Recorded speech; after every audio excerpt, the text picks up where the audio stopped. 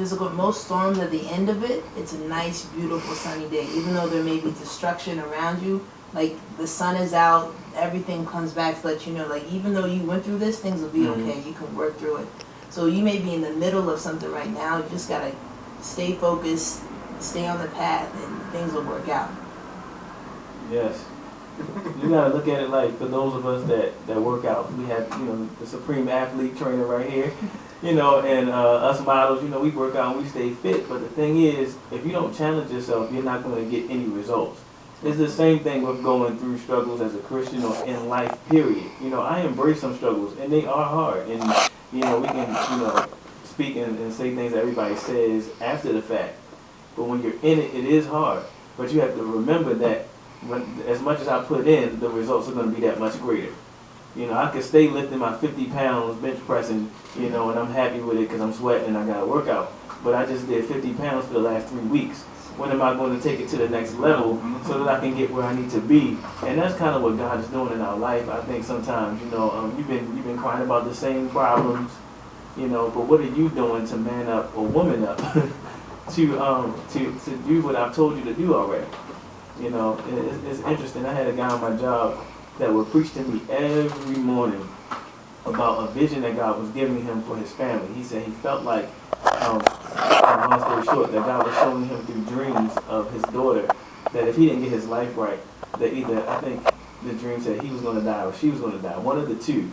But he would preach to me every morning. And one time I just listened to him and I let him go. I just listened to him. I mean, like I normally do, because I don't, bow to the stereotypes that I have to preach you down to make you make a decision, because I'm a minister. I believe in listening. I'm a real person. And so he was offended because I didn't respond the way he thought. Yeah. So he said, man, wait, you a minister? Aren't you supposed to be saying X, Y, and Z? I said, sir, every morning you come in here and say the same thing. And you say that God is showing you a certain vision. But what have you done in order to follow those steps to do what you need to do to make the things happen, or make the situation right? And he said, you know what? You're right about it. Now this is the type of person that usually would snap, and after that it would be over.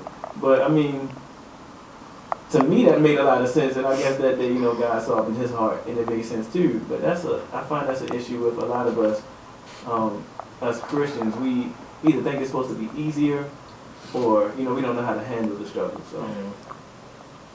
All right. So we gonna play this track. Want me to play number one? If I had a choice, let's play number 7. That's Patiently Waiting. That was a song that came about when I was entering the ministry, and you can play it as I talk as well. Hold on. This on the CD you gave me? Yep. The CD I gave you was my performance track. Okay, we gonna do... we can do number 1 if it's time to perform. Let's do it. Nah, we gonna play a song first. Okay. Then we gonna have you come back with a performance. All right. So this song is Patiently Waiting, number 7 on the CD. I was struggling to hear from God in terms of when the timing was for me to go forth and preach. I knew that I was called, but I didn't know when. And so my thing was, preaching is not a game. It's not an opportunity for me to be seen. This is imparting words of inspiration into people's lives.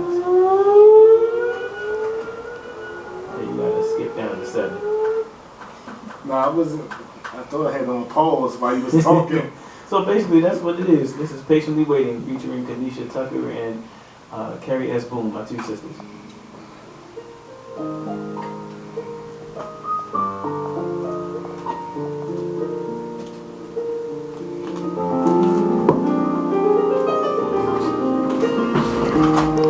Can we record this, Calvin?